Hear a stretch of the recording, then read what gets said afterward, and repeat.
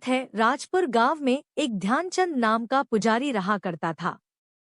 एक दिन गांव का सबसे धनी बनिया कुछ सोने की मोहरें और चांदी के सिक्के लेकर मंदिर आता है और ध्यानचंद पुजारी से बोलता है, भगवान के चरणों में देने के लिए कुछ दान लाया हूँ। अरे हाँ, क्यों नहीं। भगवान के चरणों में जो भी तुम सच्ची भावना से चढ़ाओगे उसका तुम्हें दुगना ही मिलेगा। अच्छा पुजारी जी, अब मैं चलता हूँ। धनी बनिया वहां से चला जाता है। ध्यानचंद थोड़ा सोचता है और उसके बाद दान पत्र में से धन निकालकर एक पोटली में अपने घर ले जाता है। ये आप क्या लेकर आए हैं जी? देखो, आज मैं अपने लिए कितना सारा सोना चांदी लेकर आया हूँ। अब देखना शकुंतला, अब मौज से अपना जीवन गुजरेंगे। देखो, तुम भी देखो कितना सारा धन है। अब हम यहाँ और नहीं रह सकते, हमें यहाँ से जाना होगा। चलो यहाँ से। कुछ समझ नहीं आ रहा। जरूर आप मुझसे कुछ छुपा रहे हैं। मुझे कुछ भी ठीक नहीं लग रहा है। चलो यहाँ से। थोड़ी दूर चलने पर वो एक जंगल में पहुंचते हैं, जहां लकड़ी से बनी एक झोपड़ी सामने दिखाई देता है। चलो चलो, आज रात हम उस झोपड़ी में काट लेंगे, सुबह होते ही यहाँ से निकाल जाएंगे। झोपड़ी के अंदर जाते हैं। झोपड़ी में एक तरफ आग जल रही होती है और एक जगह कुछ जानवर की हड्डियां पड़ी होती हैं, जिसे देखकर ध्यानचंद की पत्नी थोड़ी डर जाती है। देखिए जी, मुझे यह झोपड़ी सही नहीं लग रही। देखिए ना, यहाँ जानवर की हड्डियां भी बिखरी पड़ी है। नहीं, चलिए आप यहाँ से। अरे शकुंतला, अब इतनी रात को हम आखिर कहाँ जाएंगे? कहीं ऐसा ना हो कोई हमसे हमारा ये सारा धन छीन ले। नहीं नहीं, मैं ऐसे नहीं होने दे सकता। हमें आज रात यही रुकना होगा। तभी वहां पर एक भयानक दिखने वाला खूंखार राक्षस आता है, जिसके हाथ में अलग अलग जानवरों का मांस होता है। हाँ हाँ हाँ, आनंद आ गया। तभी उसे ध्यानचंद पुजारी के खर्राटे की आवाज सुनाई देती है, जो खर्राटे मारकर ध्यानचंद और उसकी पत्नी झोपड़ी में सो रहे होते हैं। बहुत दिन हो गए। अब नर और मादा दोनों इंसानों का मांस खाने को मिलेगा। आहा हा हा। तभी ध्यानचंद और उसकी पत्नी की नींद खुला जाती है। वह दोनों उसे खूंखार राक्षस को देखकर हैरान हो जाते हैं और बुरी तरह डर जाते हैं। मुझे इंसानों का मांस खाने में बहुत मजा आता है। हमें नहीं पता था यह तुम्हारी झोपड़ी है। हमें रुकने के लिए शरण चाहिए थी, इसलिए झोपड़ी में आ गए। छोड़ दो हमें, जान दो। मैं एक मंदिर का पुजारी हूँ और पूर्ण रूप से शाकाहारी हूँ। कभी मांस को हाथ नहीं लगाया है। ऐसे में तुम्हें हमें खाने में बिल्कुल भी मजा नहीं आएगा। छोड़ दो हमें, जान दो। क्या कहा? तुम शाकाहारी हो? तुम दोनों को खाकर मुझे आनंद आएगा। एक शर्त है, तुम दोनों को नहीं खाऊंगा, लेकिन तुम्हें इसके बदले में मेरे लिए जंगल से जानवर का मांस लाना होगा और जाकर मेरे लिए मांस लेकर आओ। मेरी भूख को शांत करो, वरना मैं तुम्हें भी खा जाऊंगा।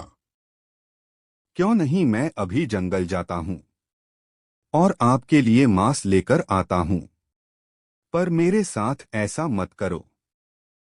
नहीं, तुम दोनों नहीं जाओगे। सिर्फ तुम जाओगे अगर तुम वापस मेरे लिए मांस लेकर नहीं आए तो तुम्हारी ये पत्नी मेरे पास यही मेरी झोपड़ी में रहेगी। अगर तुम जल्दी से मेरे लिए जानवर का मांस नहीं लेकर आए तो मैं तुम्हारी पत्नी को खा जाऊंगा। नहीं नहीं, आप मेरी पत्नी को नहीं खाना। मैं अभी आपके लिए किसी जानवर का मांस लेकर आता हूँ। मैंने तो पहले ही कहा था कि झोपड़ी मुझे सही नहीं लग रही है, लेकिन आपके धन के लालच में हमें इतनी बड़ी मुसीबत में डाल दिया। जंगल में थोड़ी दूर चलने पर वह देखता है कि एक जानवर का मांस पड़ा हुआ है। उसे अपने हाथों में उठाकर खूंखार राक्षस की झोपड़ी में आता है। तभी ध्यानचंद देखता है कि उसकी पत्नी मरी हुई होती है और खूंखार राक्षस बड़े मजे से उसके शरीर का मांस नोच नोच कर खा रहा होता है।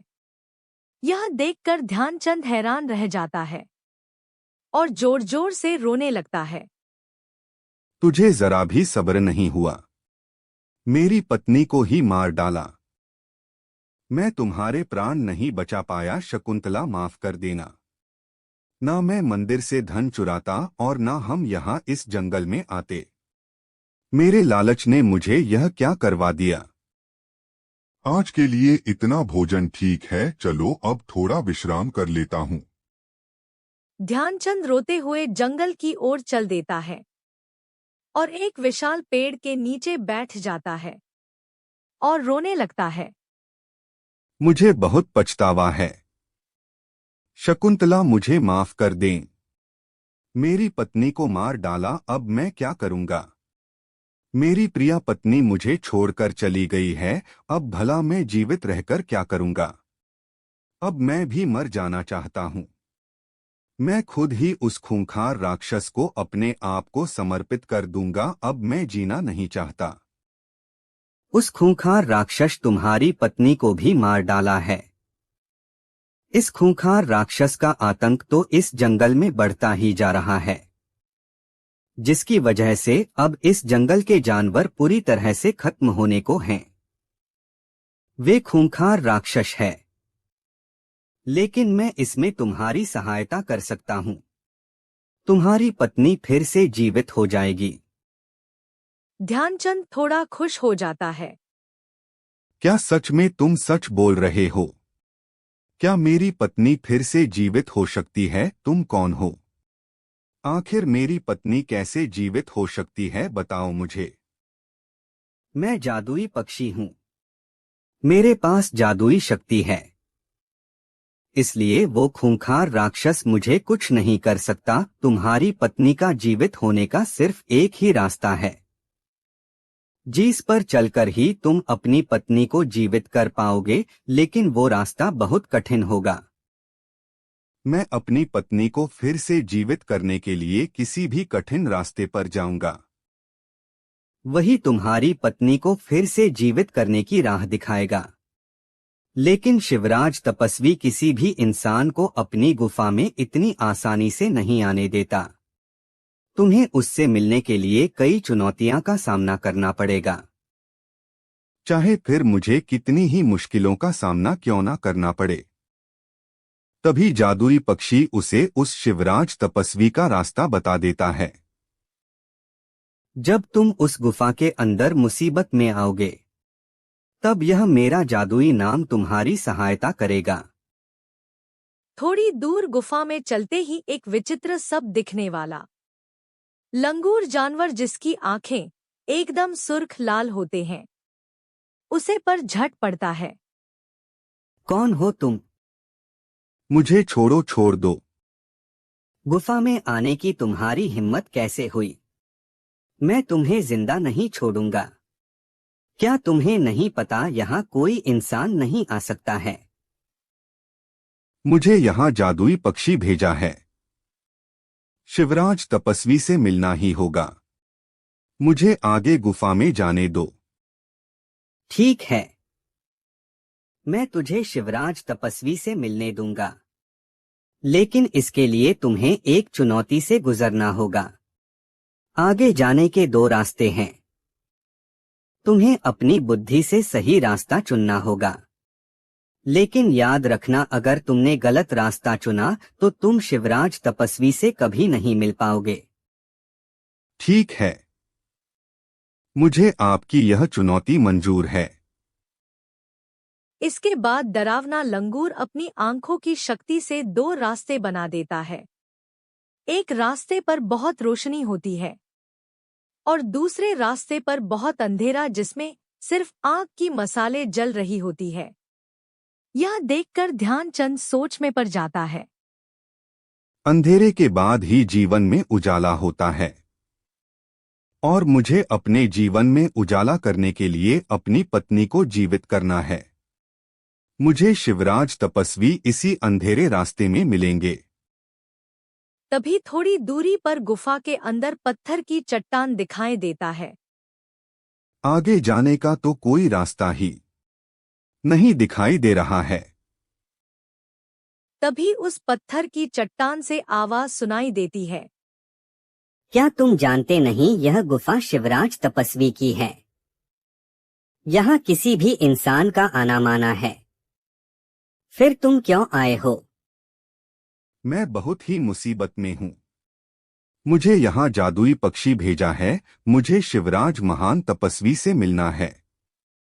उनसे मिले बिना मैं यहाँ से नहीं जाऊंगा। तुम्हें एक चुनौती का सामना करना होगा, तभी मैं आपके रास्ते से हट सकता हूँ। मुझे आपके चुनौती मंजूर है। क्या करना होगा मुझे बताओ। तुम्हें अपनी बुद्धि का इस्तेमाल करना होगा इस पत्थर के चट्टान को हटाने के लिए।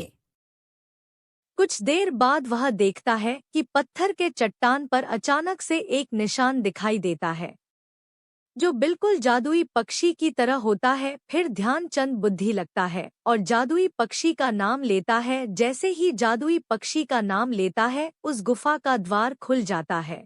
फिर गुफा के अंदर जाता है और देखता है कि शिवराज तपस्वी एक स्थान पर अपनी ध्यान मुद्रा में बैठे हुए हैं और ओम का उच्चारण कर रहे हैं। मुझे आपकी सहायता की आवश्यकता है।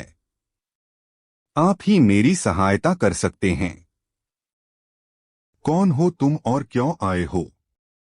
हमारी गुफा में यहाँ हम अपनी ध्यान मुद्रा में रहते हैं, इसलिए किसी भी इंसान का यहाँ आना वर्जित है।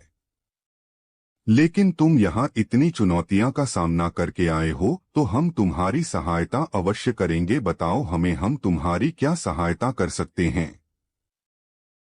मैं एक मंदिर का पुजारी था, लेकिन अपने लालच के कारण एक दिन उसे मंदिर से कुछ सोना चांदी चुराकर अपनी पत्नी के साथ इस गुफा के पास वाले जंगल में आ गया।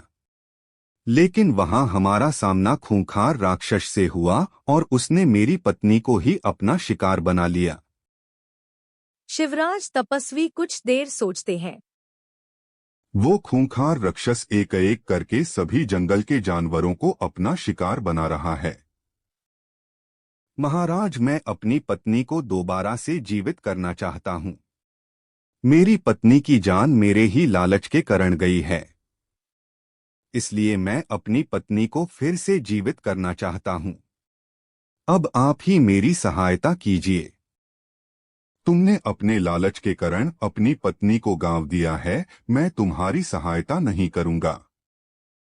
ध्यानचंद हाथ जोड़कर शिवराज तपस्वी के सामने गिड़गिड़ाने लगता है। आप एक महान तपस्वी हैं। मैं जानता हूँ मुझे लालच नहीं करना चाहिए था, लेकिन अब मैं अपनी पत्नी को फिर से जीवित करना चाहता हूँ। मेरी सहायता कीजिए। मैं तुम्हारी सहायता अवश्य करूंगा, लेकिन इससे पहले तुम्हें मेरे 2 सवालों का उत्तर देना होगा।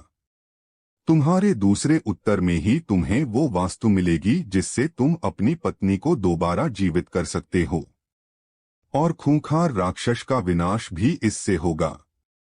इसलिए तुम्हें अपनी बुद्धि और विवेक का उपयोग करके ही दोनों का उत्तर देने होंगे। अगर कोई भी उत्तर गलत हुआ तो हम तुम्हारी सहायता नहीं करेंगे। तुम्हें यहाँ से खाली हाथ ही जाना होगा। तो बताओ, तुम्हारा पहले प्रश्न है, इस संसार में मनुष्य के जीवन में भाग्य बड़ा है या बुद्धि? मनुष्य के जीवन में बुद्धि वो मार्ग है जिस पर चलकर भाग्य को बदला जा सकता है। भाग्य कभी भी बुद्धि को नहीं बदल सकता है, लेकिन बुद्धि में वो गुण होते हैं कि वह भाग्य को बना और बिगाड़ सके। इसलिए भाग्य और बुद्धि में बुद्धि ही बड़ी है। बहुत ही अच्छा, तुमने बिल्कुल सही उत्तर दिया है। मनुष्य अपनी बुद्धि से ही कुछ भी हासिल कर सकता है। भाग्य का मार्ग बुद्धि के मार्ग के आगे छोटा होता है। अब तुम्हें हमारे दूसरे प्रश्न का उत्तर देना होगा। यह प्रश्न तुम्हारे लिए बहुत महत्वपूर्ण है। और कठिन भी। अगर तुमने इसका सही उत्तर नहीं दिया तो तुम्हें यहाँ से खाली हाथ ही लौटना होगा। तो बताओ, इस संसार में मनुष्य के जीवन में भूख, प्यास, नींद और आशा, इन चारों में से सर्वश्रेष्ठ क्या है? आशा अर्थात उम्मीद पर ही यह संसार टिका हुआ है, क्योंकि मनुष्य के जीवन में एक आशा ही होती है जो मनुष्य के जीवन में कठिन से कठिन कार्य को भी करने की ताकत देती है। मनुष्य जीवन में आशा अंधेरे में उस रोशनी की किरण की तरह देती है। बिल्कुल सही। इससे बहुत खुश हुआ। तुम्हारी बुद्धि ने मुझे प्रभावित किया, इसलिए मैं तुम्हारी सहायता अवश्य करूंगा। यह लो, यह अमृत ही तुम्हारी सहायता करेगा। इसे उस खूंखार राक्षस की आंखों में डाल देना और इसकी कुछ बूंदें अपनी पत्नी की नाम लेकर धरती पर डाल देना, जिससे तुम्हारी पत्नी जीवित हो जाएगी। आपका बहुत बहुत धन्यवाद तपस्वी शिवराज। अब मैं इस अमृत से अपनी पत्नी को दोबारा जीवित कर पाऊंगा और उस खूंखार राक्षस का अंत भी। जाओ, तुम्हारा कल्याण होगा। ध्यानचंद उस अमृत को लेकर उसी जंगल में आता है। तभी उसे वो खूंखार राक्षस मिलता है। राक्षस ध्यानचंद के हाथ में वो अमृत का लोटा देख समझ जाता है। तुम्हें अंत का रास्ता शिवराज तपस्वी बताया होगा, लेकिन मैं ऐसा नहीं होने दूंगा। मैं तेरे सामने ही नहीं आऊंगा तो तुम मेरी आंखों पर यह अमृत भी नहीं डाल पाएगा, लेकिन मैं तुझे जिंदा नहीं छोड़ूंगा। राक्षस अचानक से ध्यानचंद के झपटने की कोशिश करता है। तभी पक्षी ध्यानचंद को राक्षस से बचाता है। आज तुम दोनों को खाकर ही मैं अपनी भूख मिटाऊंगा। तभी अचानक से ध्यानचंद अपने हाथ में उपस्थित अमृत खूंखार राक्षस की आंखों में डाल देता है। अमृत डालते ही खूंखार राक्षस जोर जोर से चिल्लाने लगता है और देखते ही देखते चलकर भस्म हो जाता है। जिसके बाद ध्यानचंद और जादुई पक्षी की आंखों में थोड़ी खुशी दिखाई देती है। वाकई तुम बहुत बहादुर निकले। धन्यवाद जादुई पक्षी, आपने ही मेरे पत्नी को जीवित करने का उपाय बताया। अमृत को धरती पर डालते ही उसकी पत्नी दोबारा जीवित हो जाती है। मेरे लिए मेरी पत्नी से बढ़कर और कुछ भी नहीं। फिर ध्यानचंद अपनी पत्नी को सारी बातें बताता है। आप तो सच में एक बहादुर इंसान निकले जी। आपने लालच में जो पाप किया था उसकी सजा आपको इस रूप में मिली जी। आपके लालच ने मुझे सदैव के लिए आपसे दूर कर दिया था, लेकिन आपकी पश्चात पर मुझे दोबारा जीवित करने की इच्छा नहीं, मुझे फिर से आपके पास वापस ला दिया है। अब आप कभी भी लालच की झांसे में मत आइएगा जी।